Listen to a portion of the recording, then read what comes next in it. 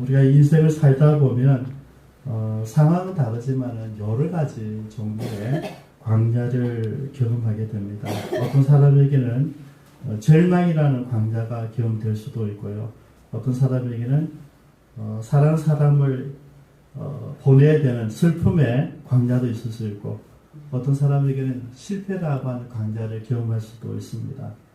또 다른 사람에게는 염려와 불안 혹은 질병이라는 광야가 우리에게 나도 모르게 다가올 때가 있습니다. 우리가 지금 다윗을 공부하면서 다윗이 경험하는 그 광야가 우리가 지금 경험하고 있는 광야와 별 다르지 않다고 하는 것이죠.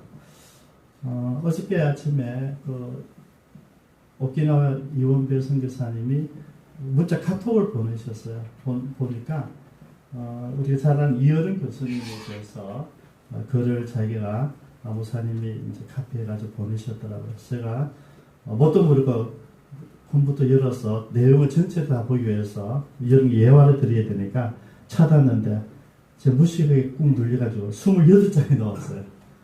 한 대여기다. 복사 따로 한 게 아니고 이렇게 많이 넣었어요. 근데 어쨌든 이어른 교수님 여러분 알다시피 한국 최고의 지성 중에 한 분이십니다. 그리고 주님을 만났고요. 주님 만난 그 이후의 삶을 지금 보고 있는데 따님이었죠. 이민아 목사님도 미국에서 법학 공부를 하면서 이혼하고 아이를 키우면서 외로움이 있었을 때를 이 여름 교수가 생각을 한 거죠. 그러면서 어릴 때 이민아 목사가 어릴 때 충남 대천 해수욕장에 가서 같이 이제 호텔에 있게 됐는데 자기가 문학하는 사람들과 막 밤새도록 뭐 이야기하고 있을 때 그때 딸이 모르고 일어나서 바닷가 나와서 아버지 그렇게 울부짖으며 찾았다는 것이죠. 그때 자기가 너무 미안하고 마음이 절절했었는데 미국에서 동일하게 아이가 이혼하고 아이를 지키고 있는데 그 마음, 절절한 마음, 그때 너무 미안했는데 그때 우리 딸에게는 아버지를 대신하는 사람이 있었다는 것이죠. 그때 하나님이 계셨다는 것이고, 그리고 딸이 암이 걸렸을 때 처음으로 어떤 일이 있어도 자기에게 뭐 정감 있게 교제한 적이 없는데 이야기를 하더래요. 나는 아빠가 내가 만난 예수님을 믿었으면 좋겠어. 다른 이도 아니고 내 사랑하는 딸이 그렇게 하니까 그때 자기가 믿기로 작정을 했다는 거죠. 제가 이 글을 보는데 글을 한번 올려주시겠습니까? 우리 조경주 사님이 어플을 되는 거예요. 딸을 위해서, 아들을 위해서 3년 만에 법대에 나오고 외롭게 애 키울 때 그날 그 바닷가에서처럼 아버지하고 목이 시들어 울 때에 그때 나의 대역을 누군가 해줬어요. 그분이 하나님이야. 내가 못해준 걸 신이 해줬으니 내가 갚아야겠다. 이혼하고도 편지 한 장 안 쓰던 그 아내가 아빠가 예수 믿는 게 소원이라면 내가 믿어볼만 하겠다. 그렇게 시작했어요.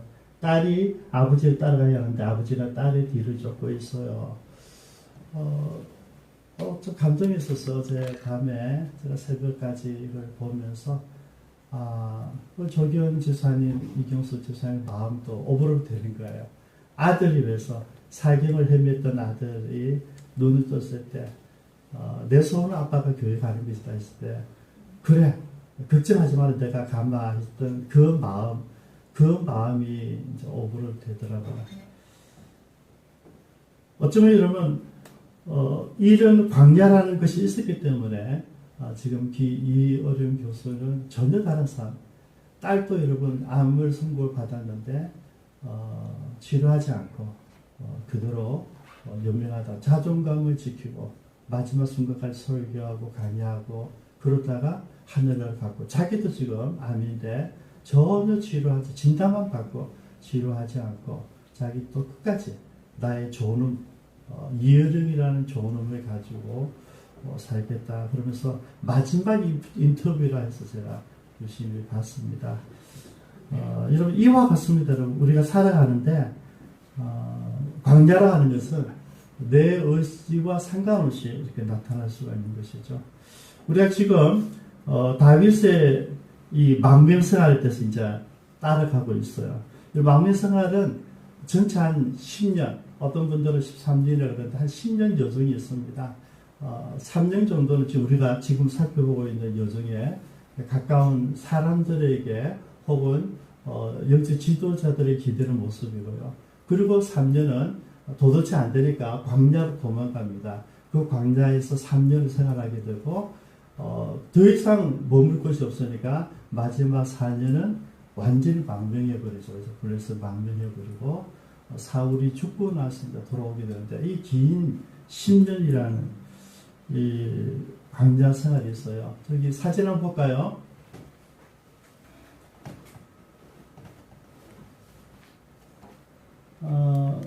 기부에서 라마 어딘지 아시죠? 라마에 사무엘의 고향이고 사무엘이 거기에 은퇴해 있었어요. 그래서 사무엘에게 먼저 도피를 합니다. 그런데 거기 있다 계속 사울이 쫓아오니까 할 수 없이 사무엘을 보호하기 위해서 돌아오잖아요. 돌아와서 가는 것이 이제 오늘 노업장입니다. 노업에 있는 노업은 제사장의 마을이라는 뜻인데요. 이곳에서 아마 실로에 있던 그 성막이 파괴되고 나서 그 다음에 성전이 만들어지기까지 노업에 그 성막이 있었던 것 같아요. 그래서 제사장들이 나중에 보면 알겠지만 85명이나 되는 사람들이 이곳에 다 있어서 제사장의 마을인데 이곳에 이제 다윗이 가는 거죠. 그 이유를 좀 더 같이 보게 될 거예요. 그 다음에 가드로 보면 다음도 보면 가드 블레셋입니다.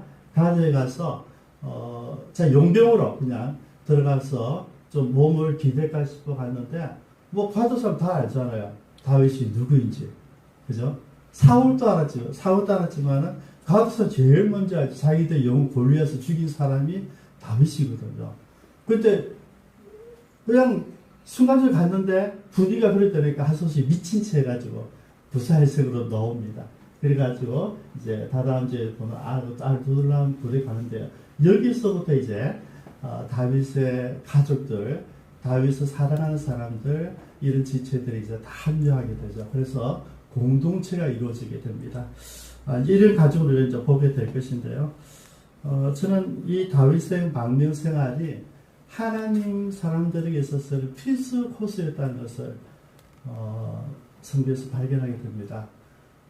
왜냐하면 요셉이 그랬어요. 요셉이 정말 아버지의 사랑을 받고 잘 성장했는데 역시 형님들의 시기 질투에서 노예로 팔려가는 그 순간부터 그는 지옥이라는 나락에 떨어지죠. 아마 요셉에게는 그게 광야였을 것입니다. 팔려가서 보디발의 집에 일하게 되고 그곳에서 더 내려가서 감옥에 가서 있는 세월이 13년입니다. 모세에게는 그 광야 생활이 40년이었어요. 40년. 예수님에게도 광야가 있을 거예요. 우리가 잘 아는 사도 바울, 우리 교회가 모델링하는 사람이 바울인데요. 이 바울도 다메섹에서 예수님 만나고 나서 3년을 아라비아 광야로 갑니다. 가서 하늘과 깊은 교제를 나누고 그리고 공부하고 학습하고 기다릴 시간이 10년이 더 지납니다. 그리고 13년이 지나고 나서 안디옥 교회에서 선교사로 파송이 되거든요. 여러분 13년이라는 이 시간도 좀 끼워 맞추면 또 연결 좀 되는데 어쨌든 광야라고 하는 이 어떤 텀이 반드시 하나님의 사람들에게는 있었다는 것이죠. 그래서 저는요 혹시 여러분들에게도 저에게 지금 광야의 세월이 있을 수도 있어요. 내가 살아온 삶 가운데 지금이 가장 힘들고 어렵다 그러면 여러분들이 광야로 지금 지나고 있으신 거예요. 그런데 이 기간은 정말 13년인지 40년인지 그건 우리가 제어할 수가 없어요. 가능하다면 우리 수요일날 말씀을 하면은 우리가 더 사모하고 간절하게 나아가면 이 시기가 짧아질 수도 있다는 것을 우리가 좀 발견을 해요. 그리고 여러분들의 개인적인 관습으로 보고요. 어쨌든 이 광야의 망명생활의 의미는 있었다 하는 것을 우리가 알아야 됩니다. 왜냐하면 광야의 교훈이 있거든요. 광야에서 우리 배울 수 있는 교훈이 두 가지가 있는데 먼저 하나는 이 광야가 어떤 것인지 우리가 알게 되면 하나님의 인도가 매일매일 경험하지 않을 수 없는 곳이었다는 것이죠. 여러분 예를 들면 요셉 같은 경우는 무슨 일을 하든 형통했어요. 무슨 일을 하든 일을 시켰는데 분명히 노예인데 다른 노예들에 비해서 탁월하게 성실하고 지혜롭고 완벽하게 일을 해요. 여러분 기억납니까? 다윗도 사울이 일을 맡길 때마다 다른 장군들보다 비교적으로 비교할 수 없을 정도로 탁월한 지략과 능력으로 이겨내거든요. 하나님 사람들에게는 특별히 이런 것이 있었어요. 근데 그 광야 생활이 뭐냐면 하나님께서 날마다 함께 해주시는 인도함이 반드시 있었던, 그리고 본인뿐만 아니라 주변에 있는 많은 사람들이 바라볼 때 이거는 요셉이 믿는 하나님이 도와주시는 거야 하는 그것까지 보여주는 시간이었어요. 그래서 광야 필요해요, 여러분. 여러분 광야를 지내고 있는데 주변에서 가족들이, 친구들이 제가야 이 정도 어려우면 좌절해야 되는데 이렇게 어려워도 하나님을 안 떠나고 교회를 안 떠나고 진짜 쟤를 보면 하나님 살아계시는 것 같아. 이거이 보인다는 거죠. 그래서 나는 힘들게 가고 있는데, 여러분 힘들게 가고 있는데 그럼에도 불구하고 하나님을 배신하지 않고 떠나지 않고 등 돌리지 않는 그 모습을 통해서 여러분 주변의 이웃들이, 가족들이, 친구들이 본다는 이야기죠. 광야라고 하는 것은 그런 의미가 있는 것이에요. 나는 힘들고 어렵지만은 그 광야를 할 때 반드시 하나님이 함께 해주신다는 것을 경험하는 것이 광야예요. 또 광야는 우리에게 하나님만을 의지하라는 신호예요. 여러분 나름대로 지혜도 있고 지식도 있고 능력도 있고 다른대로 다 있는데 갑자기 어려워졌다. 갑자기 나는 감당할 수 없는 질병이 왔다. 그런 무슨 이야기냐면 이제는 내가 살아오던 모든 것을 내려놓고 내 모든 재능을 내려놓고 내 의지를 내려놓고 이제는 오직 하나님만 바라보고 살아라는 이야기예요. 그 광야 생활, 이스라엘 백성들이 40년 동안 그 좁은 땅을 40년 어떻게 돌겠습니까, 여러분? 낮에는 구름기도만 보고 있는 거예요. 구름기도 써서 그냥 거기서 사는 거예요. 사다 구름기둥이 움직이기 시작하면 텐트를 딱 걷어가지고 준비가 같이 움직이는 거죠. 밤에도 마찬가지였어요. 밤에서 수도하는 게 아니고 구름기둥에 서면 같이 서서 그걸 자는 거예요. 여러분 200만 명이 같이 움직이는데 기준점이 있었어요. 낮에는 구름기둥, 밤에는 불기둥으로 보고 움직이게 만드는 거죠. 그리고 그 광야, 우리는 광야인데 그 광야는 100% 하나님이 먹여주는 시기예요. 나는 능력이 없으니까 하나님께서 만다리에 퍼부어주잖아요. 고기, 메추라기 퍼부어주잖아요. 여러분 상상해 보십시오. 200만 명이 먹을 수 있는 메추라기가 와야 됩니다. 하나님이 땅 망창돼서 오지 않잖아요. 전 세계에 있는 모든 메추라기를 미리 준비하고 때를 맞춰가지고 다음 주 목요일날 먹고 싶을까 하면 목요일에 맞춰가지고 기르고 있는 거예요. 그 다음 주 월요일에 맞춰가지고 기르고 있는 거죠. 그래가지고 그 너무나 정확한 시기에 몰아서 내려주시거든요. 여러분 광야는 아무것도 없는 것이에요. 여러분 광야 특징이 물이 없어요. 그죠? 음식을 농사할 수 없고요. 내가 사업할 수, 장사할 수 없는 것이에요. 그런데 분명한 것은 200만 명이 40년 동안 한 명도 목이 마르지 않았다. 배고파 굶어 죽은 사람 한 사람이 없다. 이게 이스라엘 역사잖아요. 광야는 뭐 어떤 것입니까?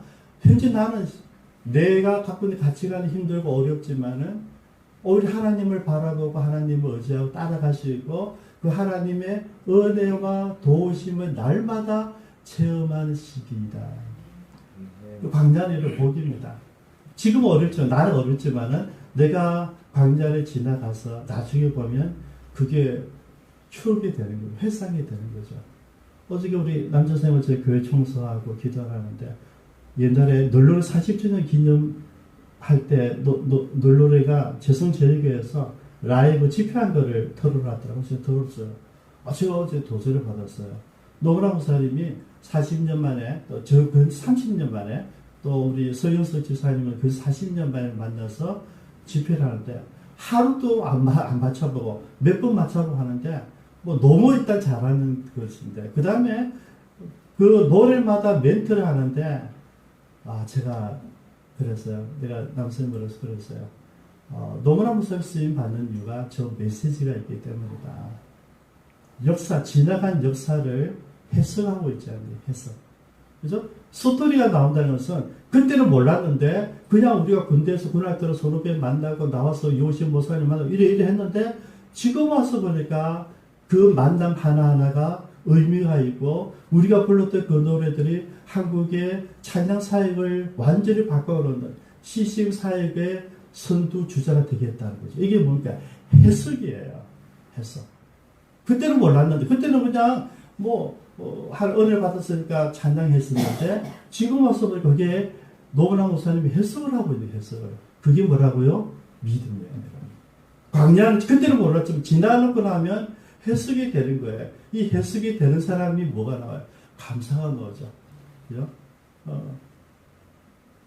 김성훈 목사님이 한번 그러더라고요.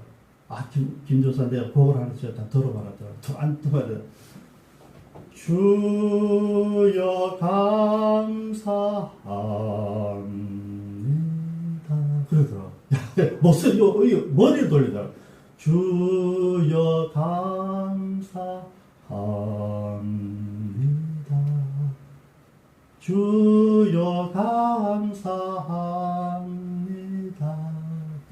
그 노래 하는데 진짜 놀랐어요. 그냥 노래를 자기 삶으로 이야기하는 거예요. 삶으로. 여러분 신앙이라고 하는 것은 해석이 되어질 때 내 것이 되는 거예요. 하나님이 우리에게 그걸 주신 거죠. 그래서 이제 광야 시즌 지금 다윗은 들어가서 우리 지금 결과를 보고 있지만 이제 들어갔어요. 이제 앞으로 몇 년이라고요? 적어도 10년 혹은 13년을 이제 이 광야 생활을 시작을 해야 돼요. 쉬운 것을 알 때 제가 이제 본문을 말씀 보고 묵상을 했어요. 왜 노 땅이었을까? 왜 라마는 이해가 돼요. 자기 영적인 아버지 이스라엘 영적 아버지인 사무엘이 있던 거 라마 그거는 이해가 돼요. 그죠? 가서 따졌겠죠. 선생님 내가 이게 뭡니까? 선생님 나에게 이스라엘 왕이 되라고 했는데 내가 지금 쫓기고 내 목숨도 지금 경가에 달렸습니다. 이해하러 따지러 갔잖아요. 그러니까 지금은 왜일까 하는 거예요. 여러분 노비 신료가 파괴된 이후에 예배의 중심지는 맞아요. 그리고 아이멜렉 위에도 88명의 제사장이 있었으니까 제사장의 성읍이란 말도 또 맞아요.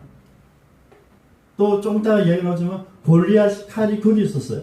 왜냐 골리앗이 있기 너무나 놀라운 전쟁의 상징적인 칼이 있는 곳이니까 뭡니까? 예배 중심지라는 거죠. 예배 중심지라는 거죠. 근데 왜 갔을까요? 왜 노업 땅이었을까? 22장 볼까요? 22장 10절에 보십시오.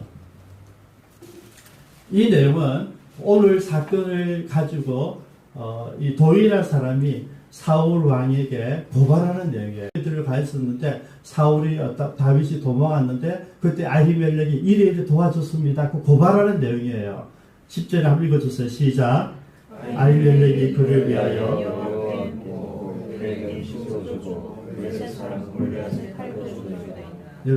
무슨 말인지 아시겠습니까? 뭐하러 갔다고요? 하나님께 물어보러 갔다는 거죠. 그래서 그래요.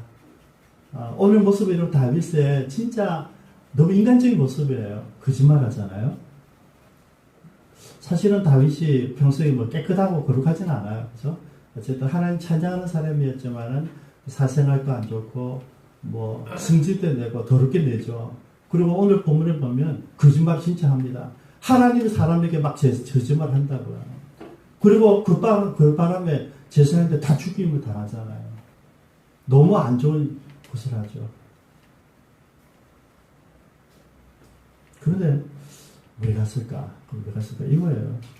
그럼에도 불구하고 하나님께 물어보러 갔다는 거죠. 여러분 다윗이 평생 동안 가지고 있는 그 가운데 하나님이 제일 기뻐하신 게 뭐냐면 무슨 일이 일어나면 반드시 하나님께 물었다는 거죠. 이게 다윗의 특징이에요. 그래서 하나님이 뭐라냐면 너는 모든 것이 다 엉망인데 그럼에도 불구하고 내 마음에 든다. 왜? 한 가지는 잘한다 이제. 어떤 일이라도 하나님께 와서 묻는 거예요. 여러분 이 다윗의 특성이에요. 이 오늘 본문은 안 좋은 모습인데 안 좋은 모습을 가지고 있으면서도 도망가면서도 하나님께 한번 물어보고 싶은 거예요. 하나님 내가 지금 도망 다녀야 되겠습니까? 이게 맞습니까? 사무엘에게 이런 얘기 했겠어요? 아니면 다 했겠죠. 내가 어떻게 자기를 도와줬는데 내가 얼마나 나를 희생했는데 선생님 이게 뭡니까? 안 했겠습니까? 다 했을 거예요. 그런데도 또 하나님께 물어보러 온 거예요. 왜냐하면 이미 이제 제사장직은 우리가 전에 그 사무엘이 은퇴하고 나서는 선지자 사임하잖아요. 제사장직은 아히멜렉이 하고 있었던 거죠. 그래서 아히멜렉에게 다시가 사는 게 물어봐라 달라는 거죠. 저는 지금 오늘 실수도 많이 있지만은 이 모습을 우리가 배워야 된다는 거죠. 문제가 일어났을 때 어렵고 내가 힘든 과정을 출발하게 될 때 그럼에도 불구하고 우리는 하나님이 종이 있는 데 가서 하나님의 교회에서 하나님께 물어봐야 된다. 그래서 저는 이거는 오케이 좋은 거를 쳤어요. 잘했다. 두 번째 거짓말입니다. 배고프니 우리 떡을 달라는 거죠. 떡. 뭐 떡이 없어요. 여러분 거기에 뭐가 떡이 있겠어 갑자기 왔는데. 다행히 지금 다윗이 아둘람 공동체가 시작되기 전까지는 혼자 움직이잖아요. 그래서 척근에 아마 자기를 거느리는 한두 사람이 있었을 거예요. 그래서 우리가 내 나라 따른 소년들 지금 배가 너무 고프다. 그래 그 밥을 해결하기 위해서 부탁을 해요.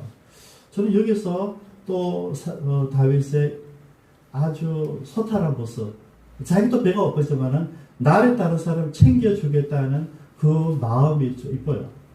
그래서 솔직하게 아히멜렉 가는데 문제는 거짓말을 해요. 거짓말. 내가 급히 왔어. 왕의 비밀 작전을 수행하고 있다 이죠. 미션 임파서블이에요. 비밀스럽게 아무도 할 수 없는 그 일을 하고 있으니까 우리 비밀로 왔다. 그래서 우리 먹을 것이 없으니까 좀 먹을 것을 달라 이렇게 얘기하죠. 여러분 그때 이 다윗의 이야기를 아히멜렉이 알았을까요? 몰랐을까요? 지금은 당장 알았겠지만 그때는 몰랐을 가능성이 있는데요. 문제는 그 하나님이 전에 준비된 떡이 없었어요. 다행히 진설병은 이제 12지파 한 지파에 떡 하나씩 두는 예배 드리는 제사상이란 말이죠. 그게 두었다가 이제 날이 지나면 물러낸 땅에 새 떡을 올리고 거기 있던 땅을 내려놓은 거죠. 이 내려놓은 떡은 제사장만 먹을 수 있어요. 다른 사람 먹으면 안 돼요. 이걸 너무나 잘 알고 있는 아히멜렉인데 이야기를 합니다.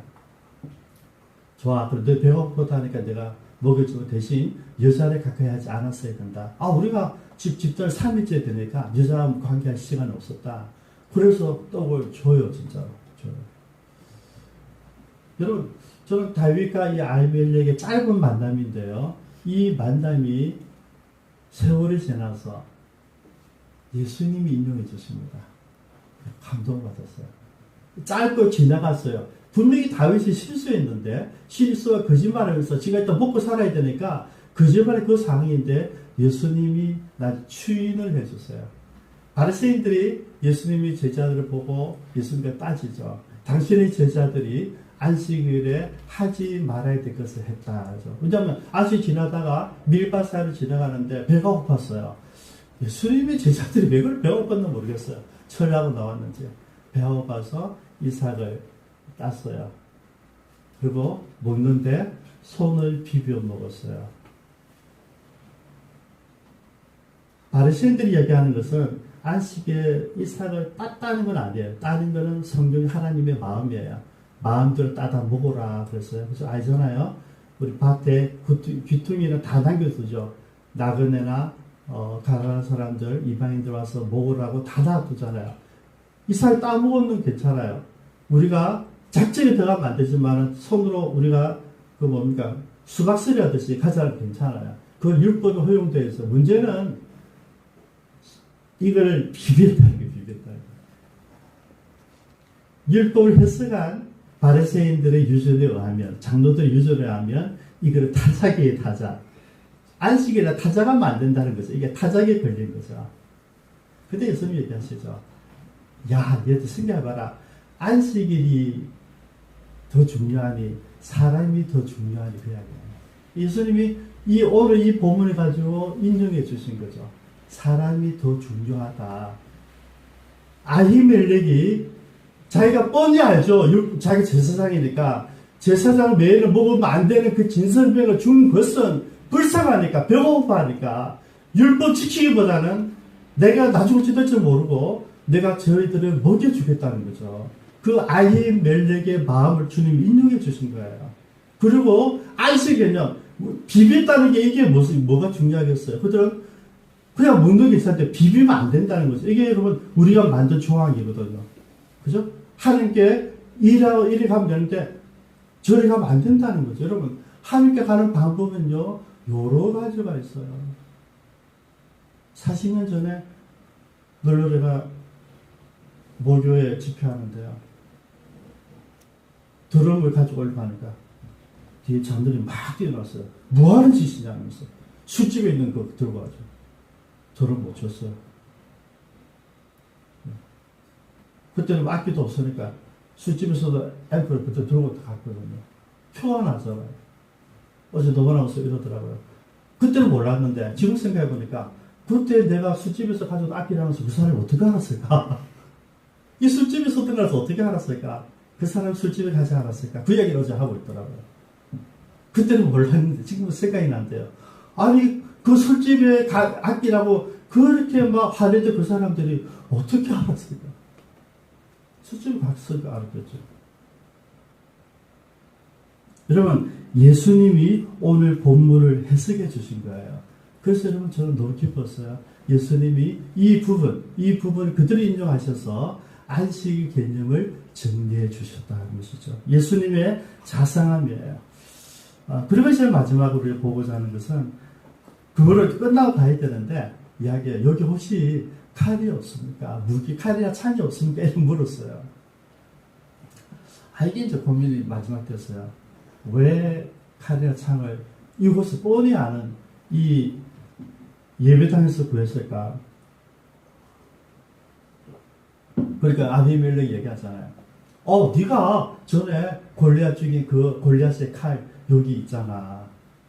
그보다 더 기절은 어디 있겠어? 그 주일소리라고 받아가거든요. 여러분 아시겠습니까? 다윗은 칼 가지러 왔어요. 칼. 아까 하나님께 물어보러 왔고요. 그다음 실제적인 뭡니까? 칼 가지러 칼. 왜? 이게 자기 정체성이거든요.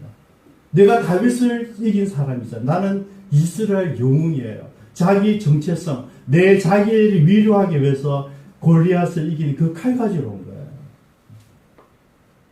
그래서 여러분 이 결정 때문에 85명이 다 죽어야 돼요. 그 다음 시간 나옵니다. 지난번 우리가 같이 나눴잖아요. 다윗은 이제 더 이상은 악기를 가지고 연주할 필요가 없다. 그건 이제 쟤는 끝났다. 이제는 장군이어야 된다. 지금 장군을 열심히 하고 있는데 장군이기 때문에 죽임 당해야 돼요. 그럼 뭐가 필요 없어요? 칼이 필요 없다. 여러분 이제는 골리앗을 이긴 것으로는 아무런 의미가 없어요. 근데 다윗은 그 끈앞을 가지러 온 거예요. 끈앞을. 여러분 저와 여러분들이 혹시 여러분들이 과거에 누렸던 영광들, 내가 옛날에는 일을 했었는데, 내가 한때는 일을 했었는데, 하나님께 나를 도와주셨는데, 내가 놀라운 일을 했었는데, 내가 얼마나 예를 들면 우리에게는 없지만 사실은 그것이 몇 분이나 했는데, 이런 골리앗 칼들이 있을 수 있다는 것이죠. 그거 잡는 순간 내 때문에 여기 나를 살해했던 모든 사람 다 죽임을 당했어요. 여러분 우리는 마지막 순간에 광야를 하나님께 보내신 이유는 뭡니까? 하나님만 바라보고 하나님에게만 쫓아오면 하나님 뭔가 책임져 준다니까 광야예요. 돌아오는것도 뭐가 필요해요? 내가 과거에 행했던 그 영광 다 골리앗이 칼 가지러 온 거예요. 그래서 제가 오늘 새벽에 영혼 봐라. 하나님 이것까지 점검하시는 거야. 여러분 저와 여러분들에게 과거에 내가 했던 거 내가 이만큼 했는데 이런 거 없기를 바랍니다. 기도하겠습니다.